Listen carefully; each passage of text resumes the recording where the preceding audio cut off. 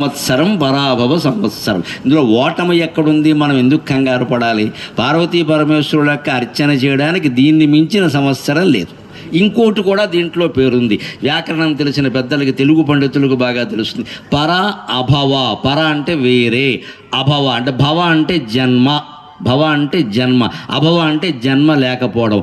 మరో జన్మ లేకుండా జన్మరాహిత్యాన్ని ఇచ్చేది ఇదే సంవత్సరం. ఇంత గొప్ప సంవత్సరం లేదు నన్నది.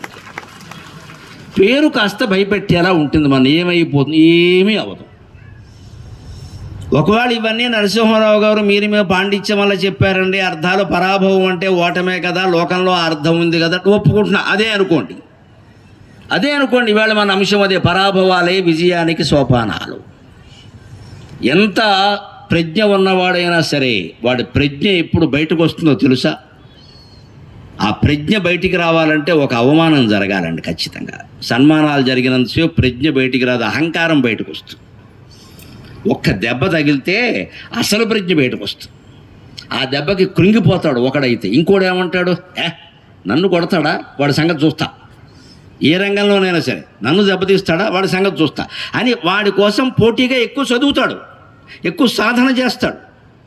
ఒక బలవంతుడిని ఎదుర్కోవాలంటే మనం బలాన్ని సాధన చేయాలి. ఒక పండితుడిని ఎదుర్కోవాలంటే మనం పాండిత్యం పొందాలి. ఒక జ్ఞానిని ఎదుర్కోవాలంటే మనం ఆ జ్ఞానం పొందాలి. కనీసం ఒక సౌందర్యాన్ని ఎదుర్కోవాలంటే మనం అందంగా ఉండాలి. అందానికి సాధన చేయాలి, లేకుండా ఏదొస్తుంది? దేనికైనా సాధన చేయాలి. ఆ సాధన చేయాలనే తపన ఎప్పుడు మనకు కలుగుతుందో అభిజ్ఞాన శాకుంతలంలో కాళిదాసు చెబుతాడు అద్భుతమైన మాట. ఒక పరాభవం పొందినప్పుడే మనిషికి అది జరుగుతుంది ఖచ్చితంగా. అందుకని పరాభవనామ సంవత్సరానికి పరమ ఆత్మవిశ్వాసంతో వెంకటేశ్వర స్వామి మీద, రామచంద్రుని మీద నమ్మకంతో స్వాగతం పలుకుదామమ్మా. ఏం భయపడాల్సిన పని లేదు.